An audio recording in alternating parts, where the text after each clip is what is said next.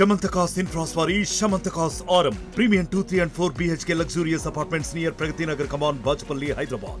Welcome to RTV. నేను మీ గయాజ్ని.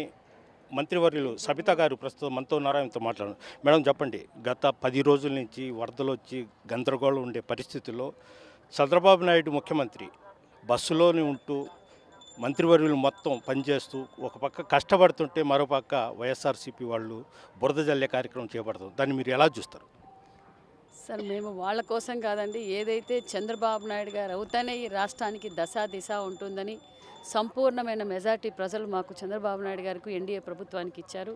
చంద్రబాబు నాయుడు గారు ముఖ్యమంత్రి అయిన రోజు నుంచి కూడా అభివృద్ధి పనులు ఎక్కడైతే ఏమి ఒక పక్క అమరావతి కావచ్చు, పోలవరం కావచ్చు, అనేక పథకాలు కావచ్చు, ఏదైతే మాట చెప్పారో మాట నిలబెట్టుకున్న ముఖ్యమంత్రి చంద్రబాబు నాయుడు గారు 1వ తారీఖునే 4,000 పెన్షన్ ఇస్తానన్నారు. పెన్షన్ ఇచ్చారు. డిఎస్సి కోచింగ్ సెంటర్స్ పెట్టారు. డిఎస్సి నోటిఫికేషన్ పెట్టారు.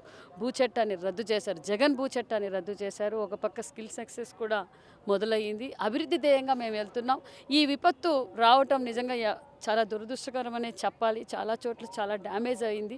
ఆ విపత్తును మేము ప్రజల్లోకి వెళ్తుంటే ప్రజలే చెప్తున్నారు, ఒక చంద్రబాబు నాయుడు గారు అయితేనే ఈ విపత్తును తట్టుకున్నారు, ఆయన అయితేనే ఈరోజు మా ప్రాణాలు కాపాడారు, ఈరోజు మేము ఉన్నాము అంటే అది కేవలం చంద్రబాబు నాయుడు గారు విజనరీ.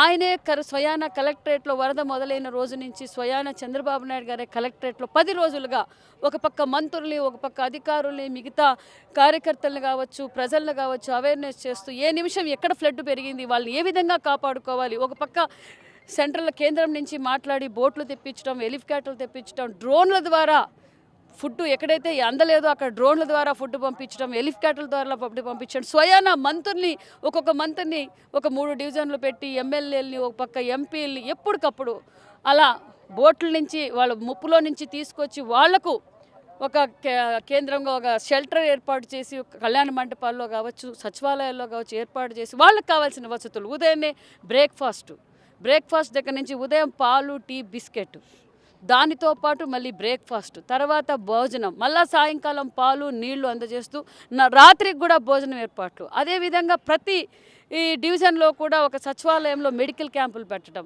ఎక్కడైతే వరద తగ్గిందో ఆ ప్రాంతాల్లోకి వెళ్ళడం, ఆ ప్రాంతాల్లో ఆల్రెడీ శానిటేషన్, ఒక పక్క ఫైర్ డిపార్ట్మెంట్ వాళ్ళని తీసుకొచ్చి వాళ్ళ ఇండ్లు క్లీన్ చేయించటం, అదేవిధంగా డ్రోన్ ద్వారా కూడా ఒక మందులు శానిటేషన్ చేయించటం, ఇలా ప్రతి నిమిషము ఒక కార్పొరేటర్ అంటే ముఖ్యమంత్రి స్థాయి నుంచి కార్పొరేటర్ ఏం చేయాలా, కార్పొరేటర్ స్థాయి వరకు కూడా స్వయాన చంద్రబాబు నాయుడు గారు 5 అడుగులు 6 అడుగులు నీళ్ళలో వెళ్ళి ప్రజల కష్టాలు అంటే చంద్రబాబు నాయుడు గారు ఉన్నారు, మీరు ధైర్యంగా ఉండండి అని ప్రజలకు నమ్మకం కుదిరిస్తూ ప్రజల అవసరాలు తెలుసుకొని ఎప్పటికప్పుడు ప్రజల్ని కాపాడుకున్న ముఖ్యమంత్రి చంద్రబాబు నాయుడు. కానీ కొన్ని దుష్టశక్తులు మాట్లాడుతున్నాయి, వాళ్ళ గురించి మాట్లాడమే వేస్ట్ అనేది మా ఆలోచన. ఎందుకంటే ఇప్పుడు రాజకీయాలు మాట్లాడాల్సిన అవసరం కాదు, అయినా కూడా వాళ్ళు ఇంకా ఎన్డీఏ ప్రభుత్వంపై బురద జల్లుతున్నారంటే మేము కూడా మాట్లాడాలి. ఈరోజు ఈ విపత్తు కారణం ఎవరనే విషయాన్ని కూడా ప్రజలందరికీ తెలుసు. ప్రజలే చెప్తున్నారు, అయ్యో ఈ సమయంలో చంద్రబాబు నాయుడు గారు ఉన్నారు కాబట్టి సరిపోయింది, ఈ జగనే ఉంటే లాస్ట్ టైం కరోనాలో ఏం చేశాడు, వరదలు వచ్చినప్పుడు ఏం చేశాడు, ఒక పక్క సొంత జిల్లాలో అన్నమయ్య డ్యాం కొట్టుకుపోయినప్పుడు ఏం చేశాడు, ఈ విపత్తుకు ముఖ్య కారణం ఎవరంటే ఆ రంగుల రెడ్డి అనే విషయం ప్రజలందరూ చెప్తున్నారు. ఎందుకంటే ఈరోజు బుడివేరు కాలు వరద రావడానికి ముఖ్య కారణం ఏమిటో ప్రజలందరికీ తెలుసు. ఒక పక్క 70% అయిపోయిన పోలవరం కావచ్చు, వెలగొండ కావచ్చు, పట్టుసీమ కావచ్చు, ఒక పక్క హంద్రీనివా కావచ్చు, మంచినీటి ప్రాజెక్టులు కావచ్చు, ఆయన 5 ఏళ్ళు పక్కకు పెట్టడంతో పాటు వాళ్ళ నాయకులు ఇసుక మాఫియా, మట్టి మాఫియా చేయడం వల్లే ఈ వరద వచ్చిందన్న విషయం ప్రజలందరికీ తెలుసు. మేము రాజకీయాలు మాట్లాడదలుచుకోలేదు.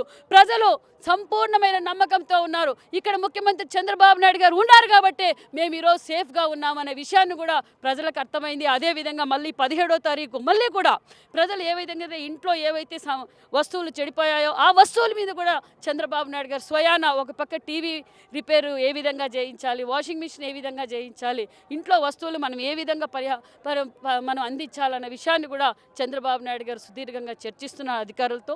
అదేవిధంగా 17వ తారీఖు కూడా మేము అందరికీ అందజేయబోతున్నామన్న విషయాన్ని కూడా మీకు తెలియజేస్తాం.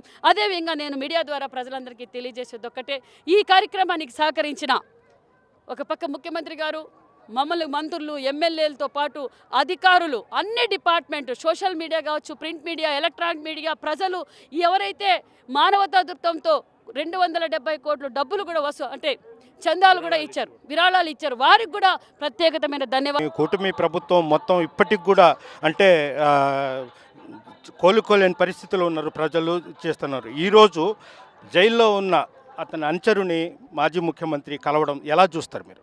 సార్ వాళ్ళకు నైతిక విలువలు లేవండి.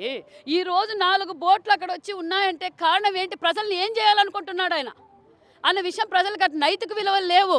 ఆయన ఇంక వద్దండి, రాజకీయాలు మాట్లాడమే వేస్ట్. ప్రజలకు తెలుసు మేము ఏం చేస్తున్నాం, ఎన్డీఏ కూటమి ఏం చేస్తుంది, ముఖ్యమంత్రి గారు ఏం చేస్తున్నారు, మంత్రులు ఏ విధంగా పనిచేశారు, అధికారులతో ఎలా పనిచేయించామనేది ప్రజలు స్వయానా చూశారు. రాష్ట్రం ఈ కష్టకాలాల్లో ఉన్న ప్రజలు బాగుండాలనేదే అజెండాగా ముఖ్యమంత్రి గారు మాకు ఆదేశించారు. మాకు టీడీఎల్పీ మీటింగ్లో కూడా చెప్పింది ఒకటే, మీరు ప్రజలు సంపూర్ణమైన మెజార్టీ ఇచ్చారు, ప్రజలు మనకు కక్ష సాధింపు చర్యలు వద్దు, మీరు ప్రజల్లోకి వెళ్ళండి, ప్రజలకు ఏం అవసరమో తెలుసుకొని నాకు తెలియజేయండి. మీరు నమ్ముతారో లేదో, రాత్రి 12 గంటలప్పుడు ఈ డివిజన్లో ఇలా ఉంది సార్ అని మెసేజ్ పెడితే వెంటనే రిప్లై ఇచ్చిన ఘనత ఒక ముఖ్యమంత్రి చంద్రబాబు నాయుడు గారికి దక్కుతుందన్న విషయాన్ని కూడా మీకు తెలియజేస్తున్నాం. ఈ వైసీపీ పార్టీ, ఈ వైసీపీ బ్యాచ్ల గురించి మాట్లాడాల్సిన అవసరం లేదు. ప్రజలకు అర్థమైపోయింది. ఏమంటే ఒక ప్రకాశం బ్యారేజ్లో 4 బోట్లు వచ్చి కొట్టుకున్నప్పుడు కూడా ఏ విధంగా అయితే చంద్రబాబు నాయుడు గారు ఏ విధంగా పనులు జరుగుతున్నాయో, ఒక పక్క మా ఇరిగేషన్ మంత్రి నారా లోకేష్ బాబు గారు స్వయానా ఎక్కి బుడిమేరు ఏ విధంగా గట్టులు వేశారన్న విషయం ప్రజలందరూ చూశారండి. ఇంకా ఆ వైసీపీ నాయకుల గురించి, ఆ వైసీపీ పార్టీ గురించి మాట్లాడితే అసలు ఒకటి మేడం, ప్రకాశం బ్యారేజ్ని ధ్వంసం చేయడానికి కుట్ర పన్నింది ఎంతవరకు కరెక్ట్ అంటారు? సార్ మాకన్నా ఎక్కువగా మీకే తెలుసు మీడియా వాళ్లకు. మరి ఆ బోట్లు ఎవరివి, ఆ బోట్లు ఎవరివి రాని బోట్లు, ఆ బోట్లే అక్కడికి ఎందుకు వచ్చాయన్న విషయాన్ని ఇంకా మేము ఎందుకు సార్ రాజకీయం మాట్లాడడం? ప్రజలకు అర్థమైపోయింది. ఏమంటే అలర్ట్ అయిపోవడం, ఏ విధంగా అయితే వరద నుంచి ఎక్కడి నుంచి డైవర్ట్ చేయాలో, ఒక పక్క బుడిమేరు నుంచి ఏ విధంగా అయితే పగలు డే అండ్ నైట్ మా ఇరిగేషన్ డిపార్ట్మెంట్ కావచ్చు, మంత్రులు రామానాయుడు గారు, నారా లోకేష్ గారు, అక్కడున్న స్థానిక ఎమ్మెల్యేలు అందరూ ఉండి ఈరోజు ఆ గట్లు ఏ విధంగా పూడ్చారు, మళ్ళీ దాన్ని హైట్ పెంచాలని కూడా హైట్ కూడా పెంచారు, ఇంకా హైట్ పెంచాలి. నిన్న చంద్రబాబు నాయుడు గారు కూడా ఈ వరద ఇంకెప్పుడు రాకూడదు, ఇలాంటి విభక్తి రాకూడదు అన్న విషయాన్ని ఏ విధంగా మనం దాన్ని పరిశీలించుకోవాలి, ఏ విధంగా జాగ్రత్త తీసుకోవాలన్న విషయాన్ని కూడా దిశ నిన్న ముఖ్యమంత్రి గారు మాకు ఆదేశించారు. Okay, thank you madam. ఇది పరిస్థితి.